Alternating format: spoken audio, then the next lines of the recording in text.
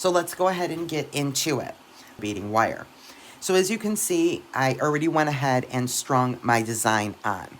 This is a very unique design. I'm going to pull it up and show you. I basically did like I guess you would call it like a flip mirror. I don't know what to call it, but it's not symmetrical, and that's intentional. As you can see, if you look on either side, you can tell that the design is literally flipped.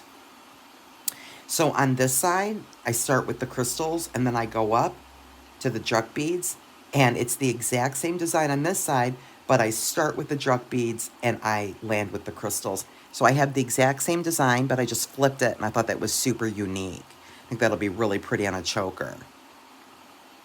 So these are all 4 and 6 millimeter beads in here. I'll put in the description if you really like this design and you want to make something similar. I'll put in the description the beads that I've used today. So go ahead and you're going to lay up your design and go ahead and string it on your wire. So start out by cutting about a 10-inch piece of wire. Okay, 10 inches.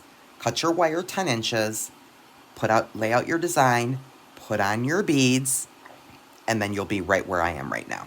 Okay? Now from here, what we're going to do is we'll put a bead stopper over here so he does not lose his beads on that side.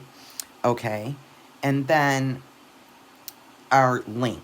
Now I have some Figueroa twisted flat, no, this is not Figueroa, this is flat oval twisted curb chain. I'm sorry guys, this is oval twisted flat curb chain, and it's really pretty. I like it because it kind of has a little bit of a sparkle, and I thought it went really well with this style. I just like it. So you're going to take 2 pieces of chain. Any chain you have will literally work. It does not matter. This is 3 millimeter. If you've got 2 millimeter, 3 millimeter, 4 millimeter, even 5 millimeter, it's all good. It's all good.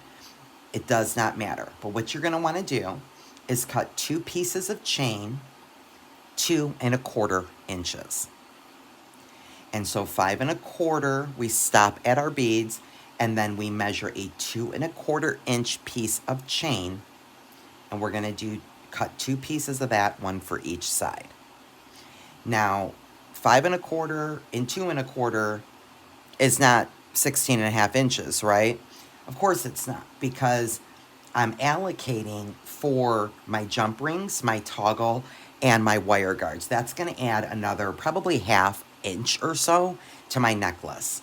So the measurements I just gave you they will work for this size necklace for a choker, about 16.5. Okay, so to go ahead and just finish this off and to do this technique, basically you're going to grab your one side, make sure you put a bead stopper on the other side as to not have your beads falling off, and then you're going to go ahead and pick up a crimp bead, and again I'm using a number 1 crimp bead. Let it go ahead and fall down. We'll go ahead and pick up a wire guardian, and we're going to feed it up the hole on one side, over and around and down the horseshoe, and then there is a hole on the other side, and we'll feed that down. And let me pull that up there now so you can see that's what you have. Can you see that? Okay. Now, holding the tail, you're going to pick up a piece of your chain link that you cut, and we cut 2 1/4 inch. Find the last link and feed it on that tail and let it drop into your wire guardian. And now that's what we have. Now we'll grab our tail, we will grab our crimp bead, and then we're going to go ahead and we're going to push that up a good amount. I'll show you when I'm done there. I pushed it up and I left like about an, tiny little 1/8 of an inch, because you want to have room for your crimp cover. So pull your crimp bead up. Now we will squeeze the wire guardians close. And let's go ahead and crimp our crimp bead. Grab your crimping tool and crimp your crimp bead. Grab your crimp cover. Let's put that over our crimp bead. We're going to cover him up. So we're going to have a beautiful professional finish, which is why I love this technique. And then we're going to go ahead and close up our crimp cover. Now you can use any tool that you have laying around. I'm using my crimping tool. You can also use, your flat nose, round nose, chain nose. Whatever pliers work for you, using crimp beads is a bit of, it's kind of a learned skill. You have to be really patient with them, and it does take a minute to figure out how to use them without messing them up and having them go all crazy and getting squinched and everything else. Okay, so now we'll grab, I'm going to go ahead and do the first bead. This is not a very heavy necklace, and my beads are really small, and I don't even know if I can get this 0.01 8-inch wire through, and it doesn't want to go through, so that's fine. We're just going to go ahead and get rid of that tail right there. He didn't want to go through my first bead. Perfect. Okay, and so let me show you. Let me pull this down. And now that's what you have. So you have your wire. We have our wire connected to our wire guardian, and we have our chain link nice and secure on there. And also, as you can tell, that wire disappears. You can't even see that it's gold wire underneath there either. So the wire disappears, which is why I love wire guardians. I use them quite often. Now we're going to flip our necklace over, remove your bead stopper, and then go ahead, guys, and let's make sure that your necklace, when you're finishing it off, make sure that it's kind of like this, like laid out in a circular motion, like a half circle, because that's the way it will lay on the body. You don't want to end up pulling your beads when we finish this last side too tight, because your beads will rub together. It'll have too much friction and your beads will break, okay? So just be really mindful of that. So all you're going to want to do is, while holding this side, go ahead and make sure that all your beads are right where you want them to be. But let me hold this side. They still have movement. They're still going to move around. They're not too stiff. That's exactly what I want. Okay, and we'll do the same thing we just did on that side. We'll go ahead and feed on our crimp bead, let it drop down. Oops. We'll grab our wire guardian, and we will feed the wire up, hole on one side, down and over the horseshoe, through the hole on the other side, and then we'll grab our tail. Get your other piece of 2 1/4 inch chain link that you cut. Find your last link and slide it over that tail, and then it'll just drop down into your wire guardian. And I'll stop right there and show you what we have.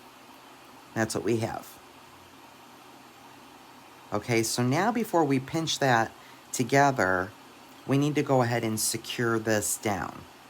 So I am going to put my tail through the crimp bead and through my first bead. Now that bicone has a bigger hole, and I know I can get it through there. And even if you want for good measure, you can put it through 2 beads. That's fine too. And now you're going to grab your tail, grab your chain, and let me move this around the other side so you can see what I'm doing. And let me make sure that all my beads were down. Okay, and so now, see what we'll do is we're just going to, taking this tail, we're simply going to pull that wire and just pull it down. Pull that tail down, and it just put our beads together as you saw. And then we'll check the other side to make sure that our beads are all where we want them to be and there's no gap here on the finished side. And now that we know we're good, we'll go ahead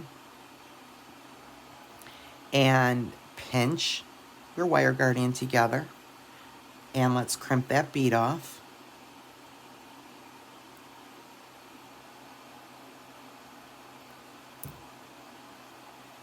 We can go ahead and get rid of the tail, so get your flush cutters, and you can trim the tail at this stage. You don't need that anymore. So get in there with your flush cutters and get rid of that wire. We'll grab a crimp cover. Let's slide that on our crimp bead and get that covered up and closed.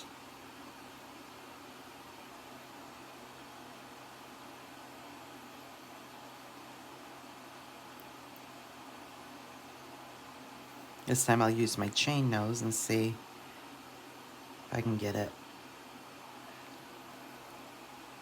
And I did. Perfect. You're just going to want to go from top to bottom on that crimp bead, just making sure that it's closed securely and there's no gaps in it. See, I've got still a little gap there, so I'll kind of pinch it from the top. See if I can get it to go round like a bead. There we go. Okay, and now that is what we have. Okay, so now, just like that, we have added our chain onto our necklace. Okay, the next step is super easy, because all we're going to do is finish it off with our clasp. So go ahead and grab whatever clasp you're using, and now go ahead and grab your jump rings. I'm going to be using 5, and I'm going to get my dangle, so grab your dangle if you're going to be using a dangle. So at this point, what we'll do is grab a jump ring, and I'm using 6mm. Grab your chain nose and your bent nose pliers, and go ahead and open up your jump ring. And we will first put on the chain.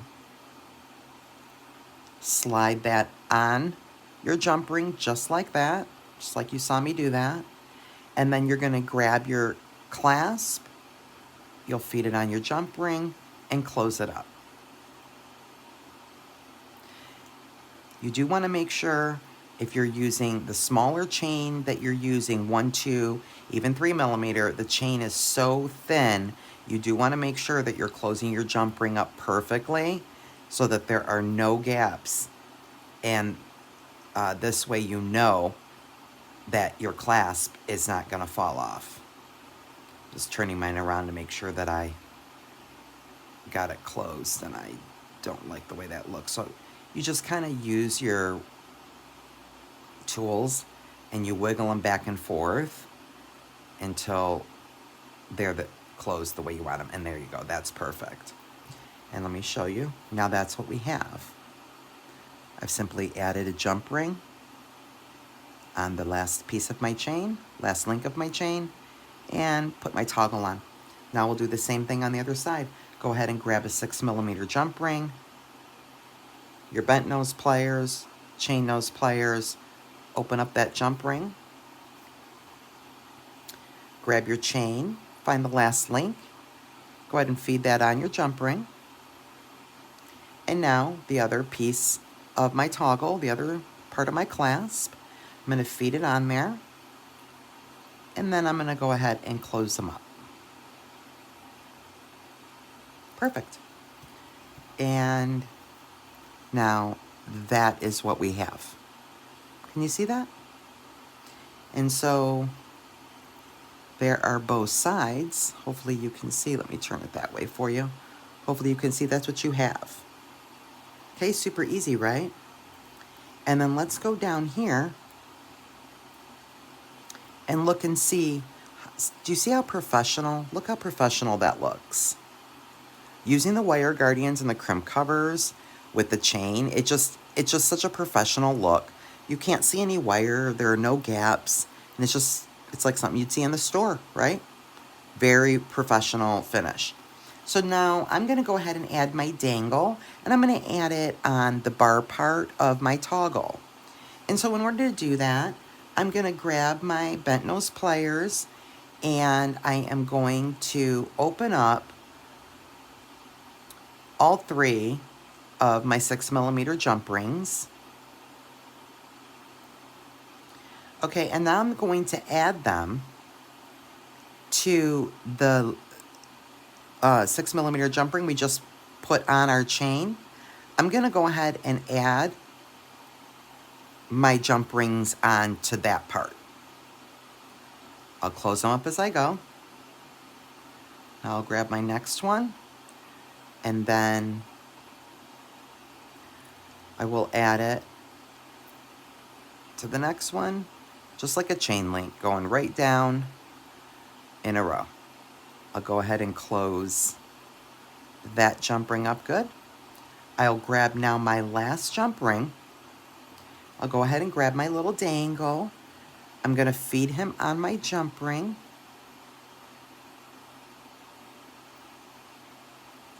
And now I will find the last dangle.